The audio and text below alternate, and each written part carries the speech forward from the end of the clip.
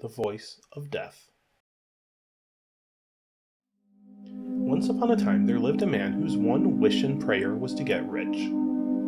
Day and night he thought of nothing else, and at last his prayers were granted, and he became very wealthy. Now, being so rich, and having so much to lose, he felt that it would be a terrible thing to die and leave all his possessions behind. So he made up his mind to go out and search for a land where there was no death. He got ready for his journey, took leave of his wife, and started.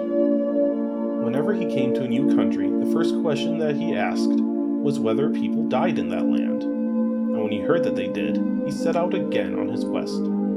At last he reached a country where he was told that people did not even know the meaning of the word death.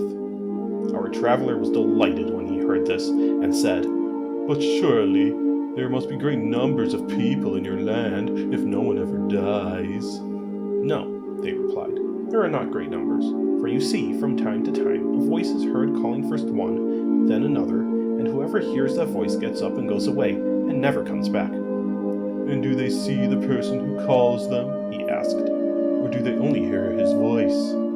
"They both see and hear him," was the answer. Well, the man was amazed when he heard that the people were stupid enough to follow the voice, though they knew that if they went when it called them, they would never return. And he went back to his own home and got all his possessions together, and, taking his wife and family, he set out, resolved to go and live in that country where the people did not die, but where instead they heard a voice calling them, which they followed into a land from which they never returned. For he had made up his own mind that when he or any of his family heard that voice, they would pay no heed to it, however loudly it called. After he had settled down in his new home, and had got everything in order about him, he warned his wife and family that unless they wanted to die, they must on no account listen to a voice which they might someday hear calling them. For some years everything went well with them, and they lived happily in their new home. But one day, while they were all sitting together around a table, his wife suddenly started up, exclaiming in a loud voice, I am coming, and she began to look around the room for her fur coat. But her husband jumped up, and taking firm hold of her by the hand, held her fast and reproached her, saying, "Don't you remember what I told you? Stay where you are unless you wish to die." "But don't you hear that voice calling me?" she answered. "I am merely going to see why I am wanted. I shall come back directly." So she fought and struggled to get away from her husband, and to go to where the voice summoned, but he would not let her go, and had all the doors of the house shut, bolted. When she saw that he had done this, she said, "Very well, dear husband, I shall do what you wish, and remain where I am."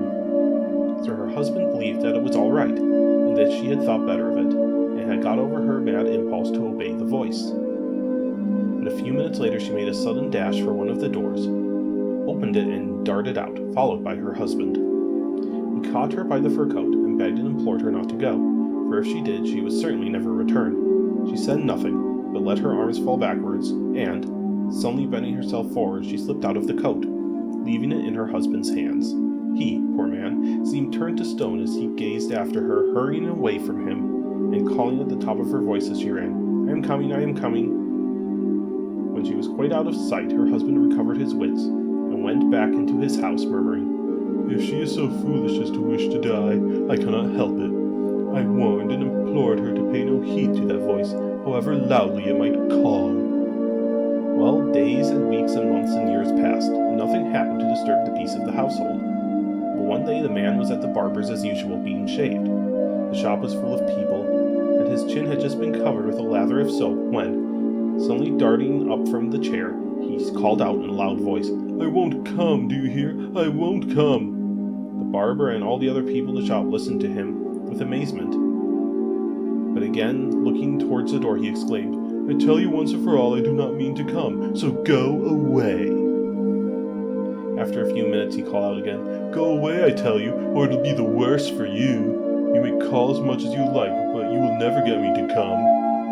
And he got so angry that you might have thought someone was actually standing at the door tormenting him. At last he jumped up, and caught the razor out of the barber's hands, exclaiming, "Give me that razor, I'll teach him to let people alone for the future." And he rushed out of the house as if he were running after someone, whom no one else saw. The barber, determined not to lose his razor, pursued the man, and they both continued running at full speed till they got well out of the town, when all of a sudden the man fell head foremost down a precipice and was never seen again. So he too, like the others, had been forced against his will to follow the voice that called him. The barber, who went home whistling and congratulating himself on the escape he had made, described what had happened, and it was noised about the country that the people who had gone away and had never returned had all fallen into that pit, for until then they had never known what happened to those who had heard the voice and obeyed its call. But when the crowds of people went out from the town to examine the ill-fated pit that had swallowed up such numbers, and yet never seemed to be full, they could discover nothing. All they could see was a vast plain that looked like it had been there since the beginning of the world. And from that time, the people of the country began to die like ordinary mortals all the world over.